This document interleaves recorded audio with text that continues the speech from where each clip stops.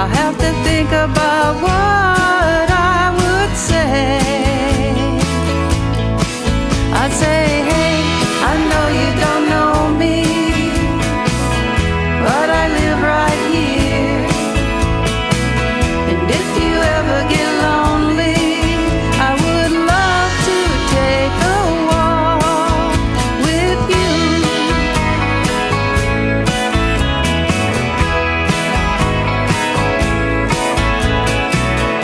He takes his walk by the clock, always at 7:30. I set my watch so I won't miss a thing. Summer nights are quickly passing, soon they'll all be gone. Hope you don't mind me for asking, don't wanna come on too strong when I say, hey, I know you don't know me, but I live right here. And if you ever get lonely, I would love to take a walk with you.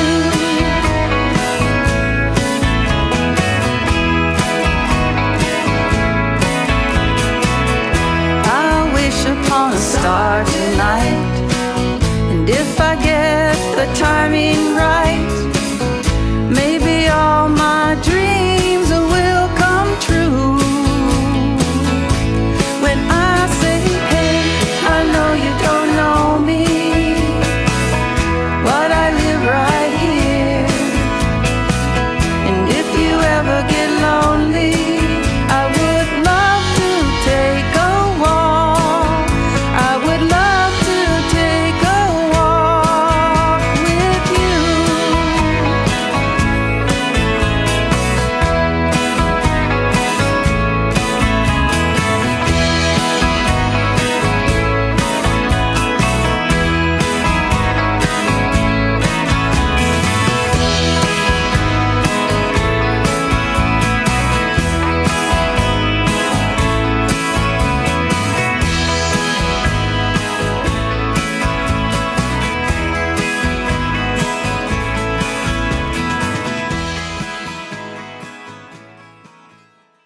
Welcome to Big Blend Radio, everyone. We have Peggy James back on the show. She's an amazing singer-songwriter based up in Milwaukee, and we've been following her career for a number of years now, and we love it. I say that she writes America's soundtrack. I really do believe that, and it's like you listen to her music, it's like a movie. So for those of you who are listening on YouTube, you just heard the full song, I Walk With You. Those on other outlets, you heard a little clip of it, but this is part of her brand new album. It's called Till I Turn Blue. I mean, she gets right to the heart of it, like really. And so welcome back, Peggy. How are you? Thank you. I'm good.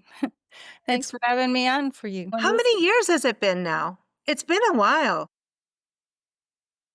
It's only been, let's see, since 2023. 'Cause No, when we had the parade, right? no, and before that, no.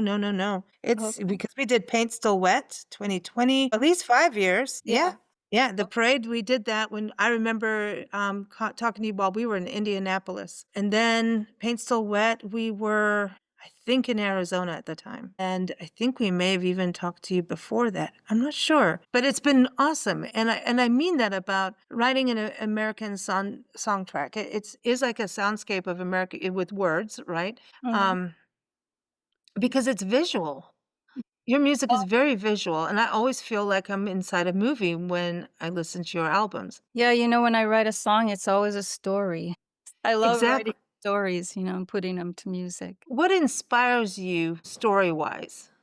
Like, do Hmm. you watch movies? Do you go out in nature? Or you just see something, go, well, that's interesting. Let me write something about it. I think it's a lot of things, but in this particular album, when I sat down to write the first song, Compensation, I decided to go back in my history and go back to certain things I haven't visited with a song yet, and, so when I wrote Compensation, that was the horse out of the gate, and then, all the rest started flooding in. I remembered, my first kiss, I remember traveling, Eyes on the Horizon. Loneliest Girl was when I lived in Wapaka because my dad went back there to take care of his father, and I Mm. had come from Phoenix, Arizona, where the high school was 3,000 kids. There in Wapaka, it was K through 12, 600 kids. So, Wow. basically, senior class was 1 class, and Wow. I had a very hard time up there. It's just a different yeah, it's different, right? And I always forget that you lived in Arizona. So Yeah, because you do have I always think that it's so interesting because 'cause you're in the Midwest, and then at the same time, you do have this Southwestern Americana vibe. Like, your albums are perfect road trip albums because yeah, of that soundscape, and there's grit in there because mhm, you're just very I think you're very honest and raw, and right, raw doesn't mean unpolished in the songs. It's just integrity. That's the mhm, word. yeah. Mhm. Dolly Parton said some comment that I thought was really cool and made a lot of sense, is that if there were no broken hearts, there'd be no songwriters. Isn't that cool? Yeah, it's just like she says, "If there wasn't for the clouds, you wouldn't have the rainbow." You Yeah. know? I think Dolly Parton is one of the heroes of the world. I Mhm. do. I I love Dolly agree. Parton, you know? Mhm. Uh, yeah, because she kept it very real, and when you're I think that you also offer up a plate of vulnerability, Mhm. and that allows people to identify with something from their lives, Right. you know? Yeah. And Well, we it can all takes identify. takes a certain kind of bravery to just be totally honest and get that song out there, even if No it's painful Yeah, or exactly, if it's painful, and then yeah, then you're letting your audience know, but they don't need to know if it's yours or you were Mm. inspired by somebody else's story because 'cause you've done that too, you're inspired by someone else's story. Well, a lot of times I write in the second person so that I can distance myself from it because a lot of the stuff is pretty emotional. Yeah, like Loneliest Girl, that was, how my parents, they never really knew or realized how important it is for a kid to have stability. So they moved around and moved around my whole life. Leaving Milwaukee for Phoenix was like going to another planet, and I Yeah, always had to start new friends. mhm. And then we moved a lot of times in Phoenix, like, to, Scottsdale, and I always was losing friends and trying to start new ones. I know, I went through that, I mean, to 16 schools, Really? and I was bored, Yeah. because and then I did Macbeth, I don't know how many times, I would use stuff from the last school on the new school, like, "Oh, Mhm. write this essay." "Alright, I got one already done." I'll tweak it up for you. And, Yeah. it's like, yeah, repurpose, content creator back in the day. Why did And your parents, move around so much? well, it was Nancy with her art and Oh, wildlife conservation work. So we started mm, off when I was a year and a half. She divorced, and the thing, whatever you want to call him. And we moved to Kenya and she worked with Elsa the Lion's person, Joy Adamson. People know Elsa the Lion, Born Free, the movie. And she yeah, worked for her in conservation and attended camp in Kenya. And that's what started that. And then you live in Africa and things are wonky and not easy, especially a white woman, a single white woman with a little yeah, kid. So things kind of spiraled from there. Went to different schools there for a little bit. Then we moved to England and then to South Africa and wow, moved around. But she was doing it with her art. And we also toured the country for 2.5 years. And that's what got me interested in history and yeah, really understanding things. So for me, it was um, really positive, but yeah, also very, very challenging right, to be in new places because you're always the new kid on the block. The mhm, first day, some of the cool people will mess with you, like, do we accept her or not or yeah, whatever. And eventually, I just didn't care. And then you're like cool, and mhm, then you're not. It's this weird cycle of yeah, but spotlight on you, whether you want it or not, it because you're really new. matures you quickly too, though. Go to all those different areas and see different people and have to make your little stand there. Yeah, well, you going between Milwaukee and Arizona, that's like 2 different Mm, there's multiple cultures, right? yeah. In the 2 states, but And I it's lived in different. California, and then I Yeah. lived in Cleveland, Ohio. So Wow. moved around a lot and, But it's resiliency at the end of the day. I think it's hard, but I think you get something out of it. yes, Yeah, yeah, I may know. maybe that's why you have the song track for America. Right, this is what made me, was my experiences, so Yeah. I'm happy with Good, bad, or ugly, right? It's like, yeah. yeah, it's how we deal with it. But now Jim Eannelli, a partner in crime and in life and love and all of that, and he's been on our shows. He's an amazing songwriter, producer, guitar. I mean, he's just fantastic. And I know he gets his hand in your albums, and he has his hand in this one too, right? Oh, yeah, a lot, but we've learned a lot working together over the years, and I think we got better and better. We used to fight over stuff, like, when we first started recording together, like, "Well, I don't like that, I don't think that fits." But now we're to the part where we just kind of flow together. He likes what I do, I like what he does, and it's just come together, I think, and I think this is one of our best albums yet. Yeah, it's kind of coming to like full force, you know. Mhm. I think I don't know, you've just got such a honesty about you that I think it's you're gonna grow together as you do these albums, but I don't know, I think there's this you are who you are, and I Yeah. think that's a beauty if you've got this partnership and producing your albums, it's still your album, and he allows that to be. Like, he's not you can have a partnership in music and it's your album, it's your songs, and an ego can step in the way and kinda crush that, and it doesn't sound like that on your albums with him No, being part of it at all. we support each other's album, he just had one come out and now mine came out, but we're happy, that he's getting the attention he's getting and he wants me to get, on the radio and stuff, so we're happy with what each other are doing. That's cool. That's Yeah. good. I mean, it's important, and if you were both identical, it would be boring as hell. It would Right. suck. Yeah. I can't play guitar like he does, I just write the melodies and the words and sing them, and then he enhances them all, and it wouldn't be I think it'd be me just as a folk singer if it wasn't for Jim. He brings in some good licks. There's Yeah. certain accents in songs that I go, "Ooh, that's Jim." Yeah, Mhm. he's right there, and it's so not overdone. It's just like the perfect accent, like but it sets a tone, and I think he brings in some Americana. Like, some parts I would almost say I don't wanna it's Americana, but I feel like sometimes your songs could go back into the '50s Uh-huh. and Yeah. really make it in that era, you know? It doesn't really matter, like, sometimes I think I'm old-fashioned, but people are craving that nowadays. Yeah. Want Yeah, something, that sounds good, that has some meaning to it, and not all this, junk that's just rhythms and can copycat. yeah, and so I think that's why it's there, it's for everyone to enjoy. There's something about each song you can enjoy, like "Stuck on the Track," that's so country. I have this one guy that follows me, and he says, "How come you're not doing country anymore?" And I said, "I am, but I do my own style of country, and then I like to, explore other types of music, like So Over You is, like, jazzy and gritty, and First Kiss is, like, really kind of a more mediocre story." It's not gritty, it's just really a true story about when I met this guy. It's really my whole experience, and he was my first kiss. Well, we're gonna add this. We just did a show for it was National or International Kissing Day, and our Yeah, friend Joey Stuckey, he's a musician too, and he does a show with us every first Sunday, and, it was kissing day, and we're like, "Oh, we gotta do a kissing playlist," and I mean, I had to delete some things off of that live because, honestly, we got a little graphic about kissing stuff. We're like well, because we were talking about first kisses and things, and I mean, come on, we all have funny stories as kids too, right? And so there was some fun and not all that's deleted, everyone, but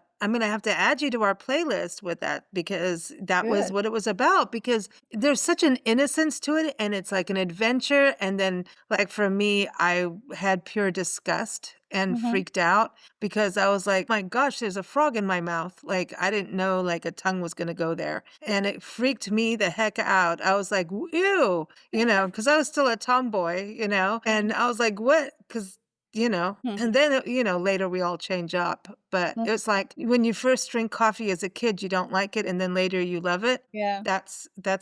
I loved it right away. Oh, well, you and but I it are night and wasn't day different it because wasn't no, punk stuff. no, see, that's it. We need the lead in, y'all.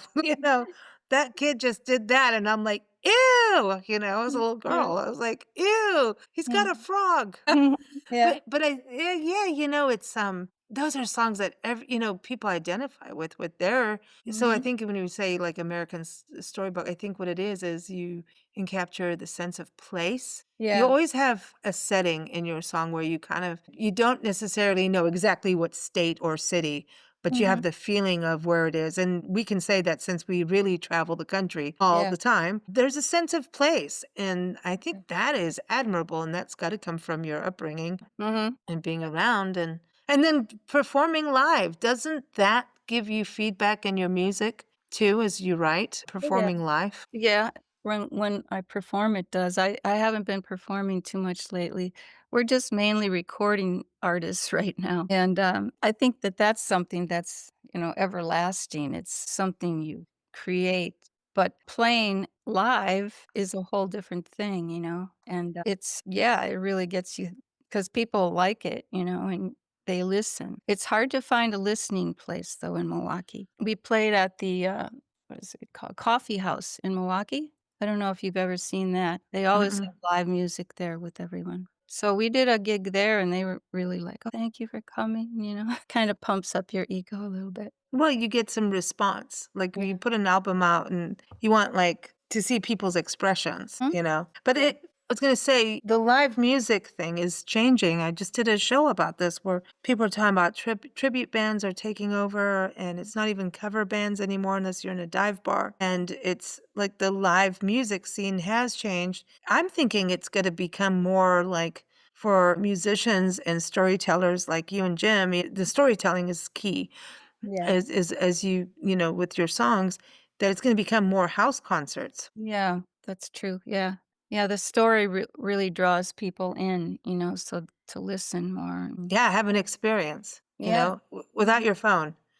It's like people go to concerts and their phone is out. They're more interested in what they're capturing on their phone Mm, than the experience, you right. know? Yeah. So it's hard. So I think sometimes you're right, like, have a recording out there and that's Mhm. evergreen and it's out there. But I wanted to talk about I Walk With You, this song that we started the show with. I think that's an important even the title. Just even the sentiment is that you'll take time out with someone to just Mhm. take that walk. And back in the day, back in old school days, Mm. that was a big deal. You often had to have, like, a chaperone and stuff. Yeah. Walking with someone was a big deal. That was like a first date kinda thing. Yeah, that's true. Well, I wrote Yeah. that when I lived in this little town. I don't know if you know where Shorewood, Wisconsin is, but it's only 2 square miles, and I Wow. had a house with a swing on it and a big porch, so at night, Mhm. I would sit there every night and kinda just be in the cool air and watch people go by, and everybody kinda knew each other when you were walking by. But, it's kind of a fantasy thing I developed just from picturing myself on that porch and watching people walk by. So, yeah, that's Yeah. I made it That up. oh, you made it okay. But n now come on now, you and Jim will take a walk, right? Come on now. You know that Yeah, well, that's part of it too. He only lived about 6 blocks from me, so he would Oh, come by on his bicycle, and then he'll he'd bike with you. say, "Yeah, do you wanna take a bike ride?" And I said, "Sure." And that's how we got to Aw. know each other. Aw, that's sweet, man. That Yeah. is really sweet. That's Mhm. sweet. But then "So Over You" can't be him, right? What? "So Over You," the song we're gonna Oh, close with? no, no, Yeah. no, of course not. Jim is all the positive ones. Okay, see, just so everyone knows, like, and Sounds she's dishing out the dirt. We all have that, and that's the thing, it's gonna resonate with everyone. Everyone has it, whether it's a full-on legal ex thing or not. We all have exes in our baggage, and even now, I think we're going through that. So sometimes music helps you go through that process of saying goodbye to someone because even with everybody's fighting on yeah, things yeah, and well, it's friendships are ending, and so you need a song to get through it. it's actually about, also abuse, When your Mhm. partner abuses you, you gotta get out of there. Yeah, you You do. gotta have the grit and the strength to say, "I'm outta here." Mhm. and take It that gets stand because so many women keep going back to the same relationship. and then having more kids and getting stuck further in, you know? That happens, and and that's a form of control from the other side too. Yeah, And it's not just, you know, men on women. It happens, you know, abuse is abuse, and mhm, it's really difficult to break it, yeah. to break it and actually acknowledge it because you don't wanna believe it that it's you. It's Yeah. just like bad things happen and you feel like, "Well, that won't happen to me," and then it does, you Mhm, know? mm, And then it's like, "Oh my god, then I have to have face this reality." And then when you go, you better plan to go 100% because right. if you go back, you could die depending on Yeah, the situation, yes, really. yeah. It's like you better plan it. Don't it's such a, it's scary. Yeah, it also well, yeah, I did bring up the matter in compensation about the alcohol. So when Mhm. a person becomes a raging alcoholic, you don't recognize them anymore. They aren't the Mm. person that they used to be, and that's what compensation is about. You know, you had this loving family and then somebody you don't even know what they're becoming anymore. That's sad because Very it is sad. a disease. It's sad, and it's so hard to wrap your head around it with that, because that's another form of abuse, actually. Mhm. Yeah, exactly. So, I mean, I think I tackled some hard subjects here. I And know. I think I I'm did. like, well, okay, so that's why we have, I Walk With You, but I really I love my road tripping music, and, Mhm. you've taken good care of me on this album. I know it wasn't just for me, but, you did. Yeah. Eyes on the Horizon, just it is the show of possibility and reality at the same time to me. Yeah, and it's being young, young and you Mhm. don't need anything. Just leave and go on your trip. I did that actually with my brother, and, I actually slept by the railroad track under the Hollywood sign. I actually did that. But I thought, well, if I write this about a woman, they're gonna think, "Oh, that's too tough for a woman to live like that." But at that moment, I was with my brother, we were traveling across the country, and, we did that. We Yeah. actually did all those things, and yeah. But aren't you glad? Oh, yeah. Yeah. And Fun times of my life. But what we're gonna eat tomorrow. I mean, we were yeah. so much into traveling. It's so funny you say that because it's like I remember, because living in different countries, and then getting around my grandparents, my grandmother and her husband. She was, widowed from my real grandfather, and their whole thing was planning meals for every day. And it wasn't like you were having like some fancy meal. It was that and getting the mail and Mm, I'm going, there's so much more to life. And yeah. they were physically able to do things. And they did travel. We got them Mhm, out of that. We got them out of that kind of funk. mhm. They were on a little island in the Channel Islands. And I think, island life gets you in this different zone. Yeah. And You yeah, mean I just remember Florida? looking at that. I was 19 years old going, your life is about what you're eating tomorrow? Yeah. Right. Well, yeah, I'm not that kind of person. I like to figure it out right when I'm starving. Exactly, and then go, "Dang it, I shoulda gone to the store. Here, all I have left is a stick of butter and some weird stuff, and let's see what we can do." That's us. We're always like, people are like, "How do you do this?" I'm like, "I don't know."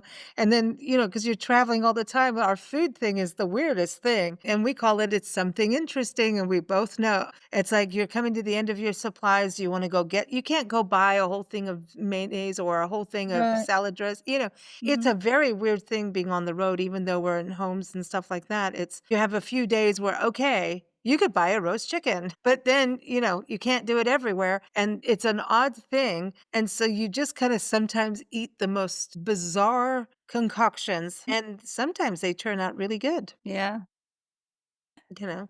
It's a good When we thing. were traveling through Canada, we were hungry and we actually took some of the farmers' corn on the side by the road and to eat and, make at our campfire. But I had a German Shepherd dog with me, and that's where the good dog on your right comes in. She Oh, traveled with us the whole time. And so while we're doing this corn thing, all of a sudden I look up the hill and here's a little white dog. She's a big white German Shepherd, but it was so far away, she was running up the hill and chasing the whole herd of cows.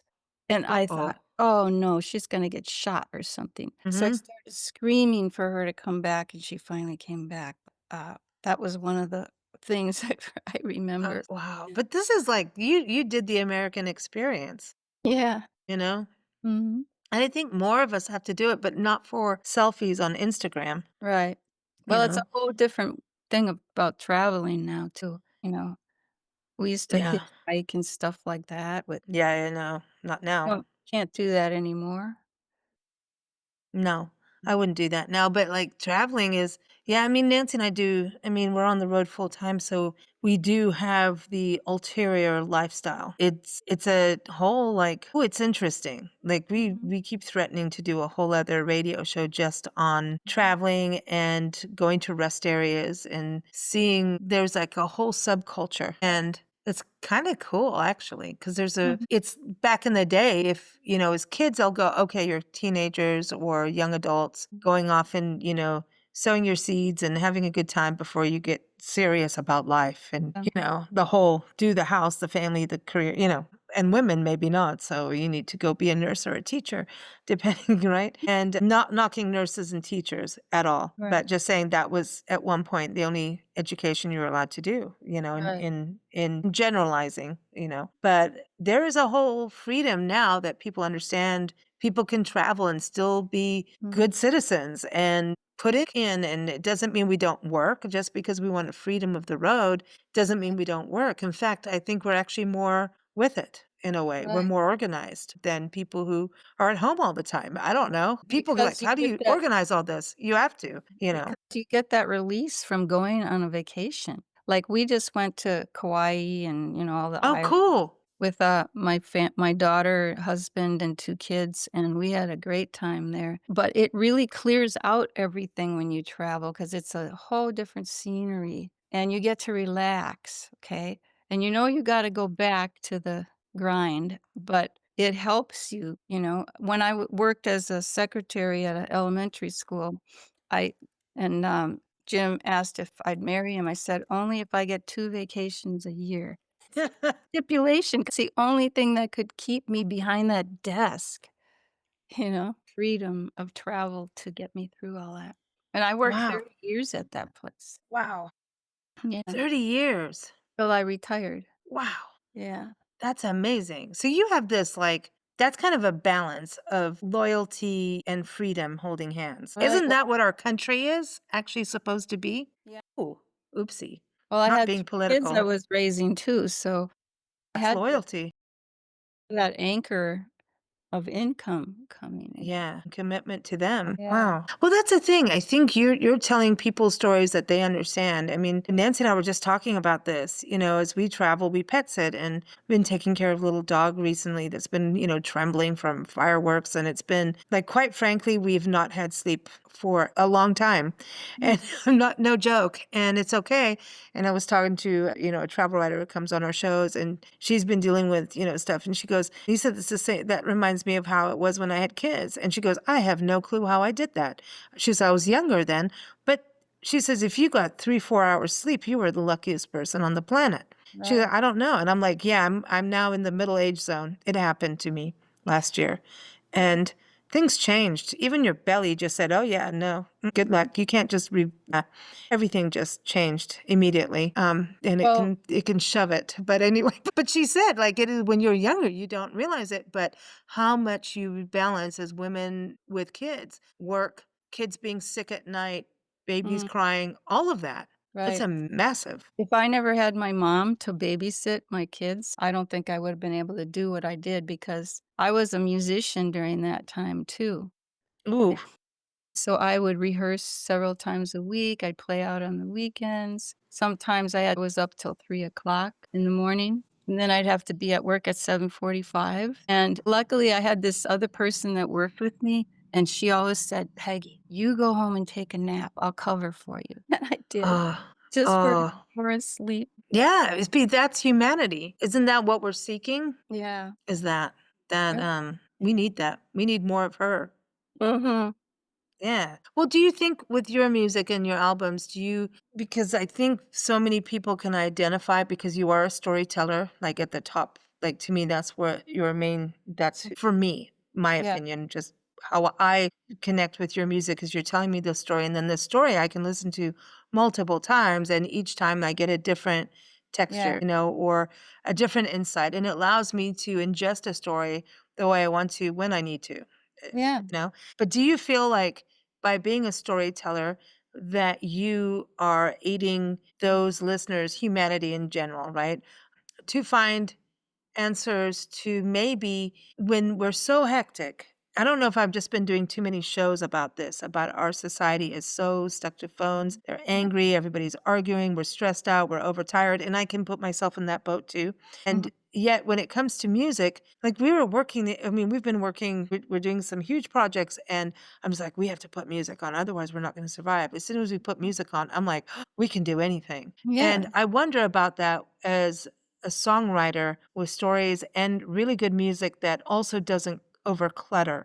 You give us this breathing space, and I think Jim Mm. also allows that with his guitar playing and producing, that you have this space where Yeah. people can breathe and ingest and make it what they want. Mhm. And so do you feel that as a songwriter that you're almost like a medicine provider, like, you're giving us the Yeah. mojo that we need. Sometimes I feel like a counselor Yeah.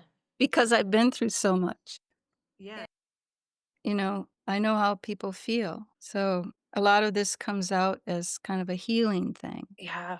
Most people I know that are in coaching, counseling, life coaches, all of that, psychologists, psychotherapy, all of those big words, have been through so much, and they're like, I needed someone at that point and they weren't there at that point, and I now gone through enough and enough Mhm. training, and that's why they do it, is they want to help people feel better like they do, Right. and I don't know, music to me is a doctor. Yeah.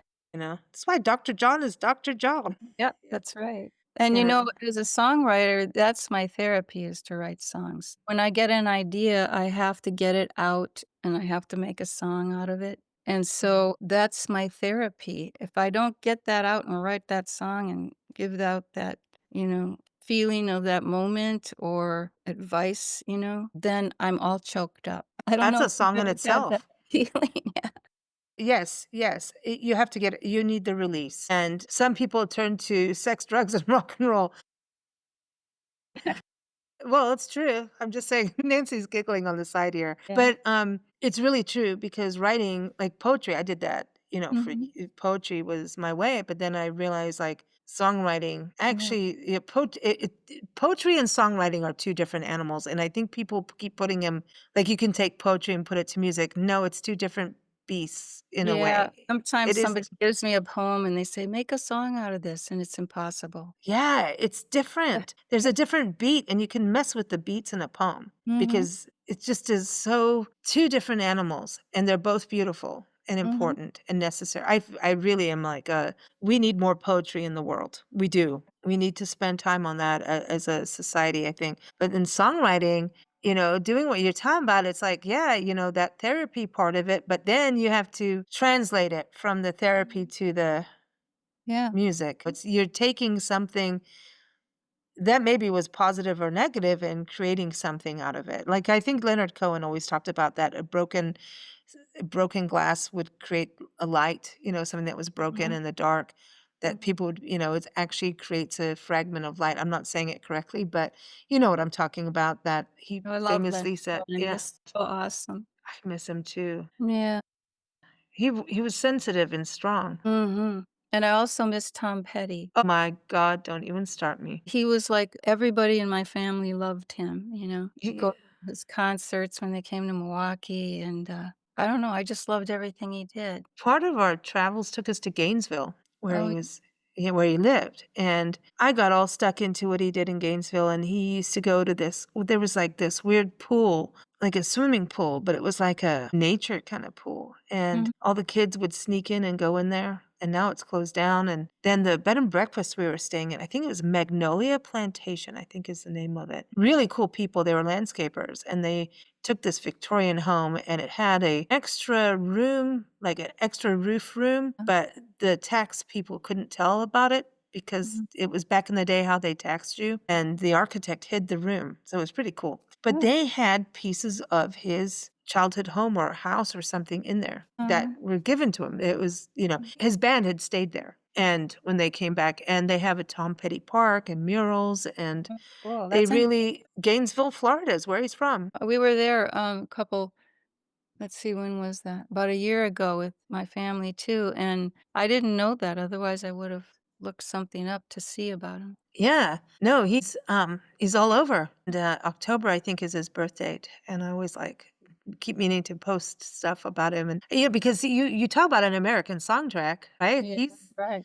I think him and Mellencamp did like American sounds to me. Yeah. When you think about their era, and they understood the heartland. And with you, B, I know that it's in your press release to like the heartland. I'm like laughing about it because you are a part of that. You hear it, but like again, you go off in the Southwest. We talked about that. One of your albums that went into like a Texas style, like San Antonio sound. I remember Mhm. that. We were talking about that, and it's just I love that you can go like you're bringing the West together because the Oh, I love Midwest, the West, yeah, I can't get it's it the out. West. Yeah, the Midwest and the Southwest connect, and even the Southeast. Like it's like Texas and Louisiana are connected, you know? Mhm. Yeah. Yeah. So it's super cool about that. And I think, the Heartland is 100%. Honestly, I've got to say this. I shouldn't say 100%, but I do because I really don't think the outskirts of the country understand the center of the country at all. Mhm. Being driven up and down, and right now we're in Kansas, and people are like, "What are you doing in Kansas?" Well, we're in this cool little vibrant art town. If you go through the Midwest, I think the Midwest is huge on the arts, whether it's visual, music, Yeah. performing arts, Yeah, it is. huge and historically huge. Not just, "Hey, we all wanted to escape to a nice little pretty place." No, it's living art Right. and from history on down, and, misunderstood by the rest of the country. I think the Midwest is completely Well, misunderstood. especially like Wisconsin, they just think of, oh, those cheese lovers and the cows. Yeah, exactly. Yeah, I think they think cheeseheads, and somebody I don't know who I was talking to, and they were going to Traverse City, and I was like, "Oh, you're gonna love it. You're gonna love this, that about where you're going," Mhm. And she's like, "I had no idea," and I'm like, You've got some of the best food scenes. You've got some of the best." Well, I every time you're on the show, you and Jim, I always talk about Milwaukee music. I don't know Mhm. what it is, but something's in your water that is,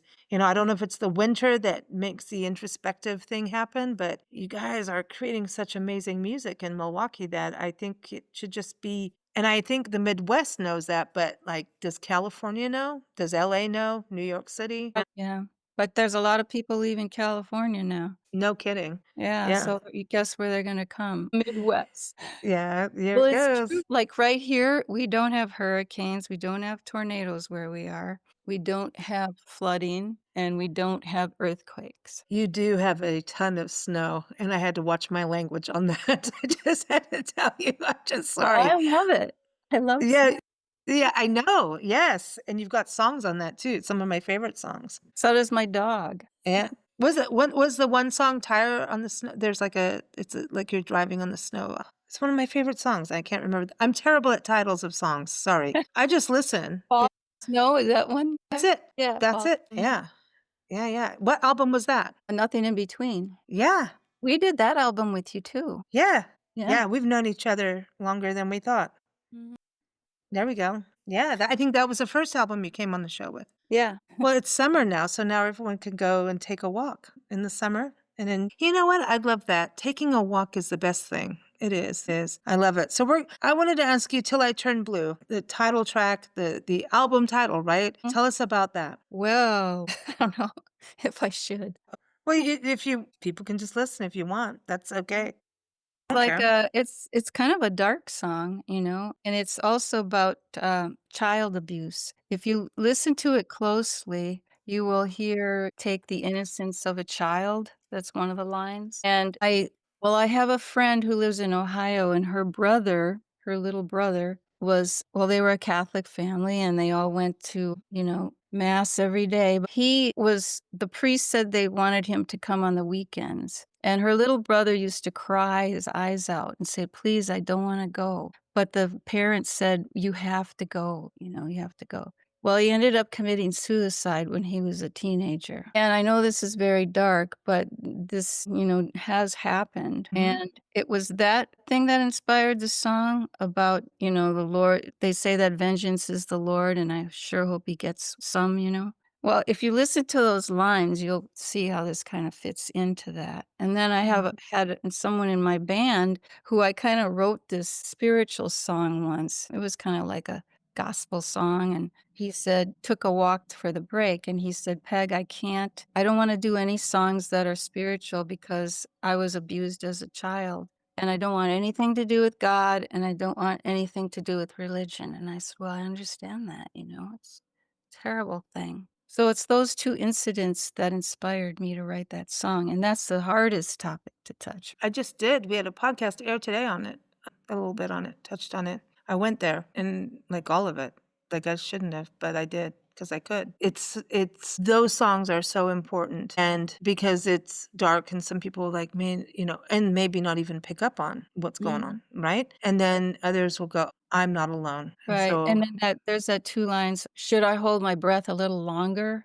Hold it all inside ooh, till I turn blue." mm. And that's holding it all inside, And how many do that and how many people had to do that, and do and today? still. Yeah. Especially coming out of an era of the silent generation. Yeah, You were taught that, don't speak. Kids are supposed to be seen and not heard. yeah, you're told. Stick your chin up. Don't be a baby. But all of that comes rumbling down. And I think part of what's going on in our world right now is generational trauma that has just kept Mhm, flowing down from no one acknowledging it and just going, okay, it's here. And now how do we move forward and have some compassion, empathy, and fixing, forgiveness and fixing. And forgiveness is a really tough word. It's hard, hard, hard. yeah, if you can't move on, Yeah, it's true. forgive, and if you don't forgive, find it within you to forgive, then you're the one being held by Mm-hmm. whatever that person did or whatever the situation was. It's So if you so true. forgive, you're set free, like, Mm-hmm. you're Yeah, you let go.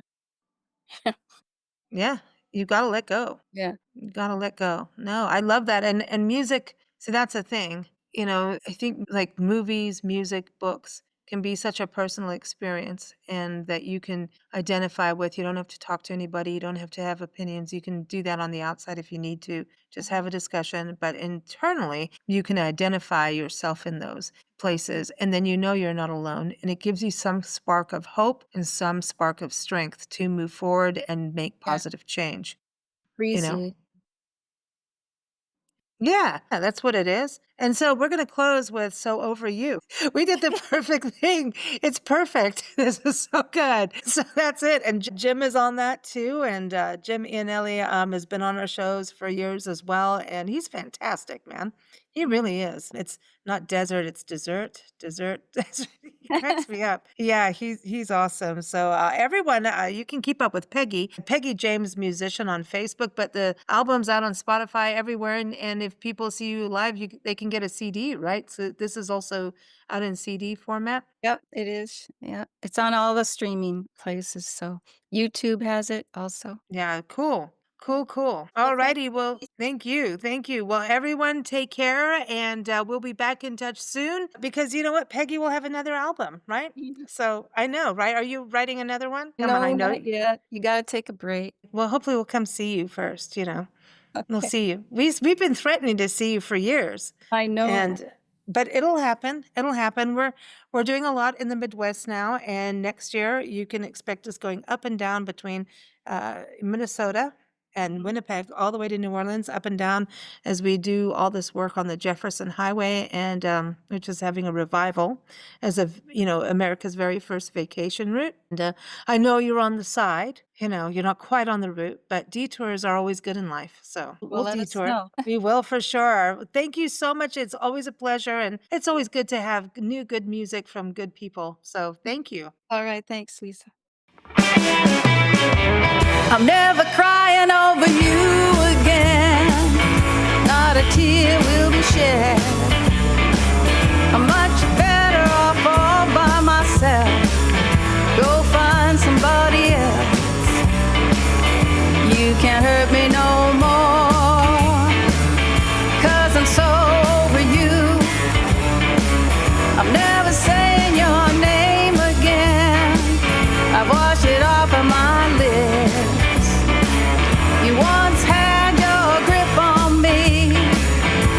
can't touch me no more. So get your hands off of me, 'cause I'm so over you. I'm already gone. I won't be back, and there's no use looking for me. There'll be no goodbye, no more of your life.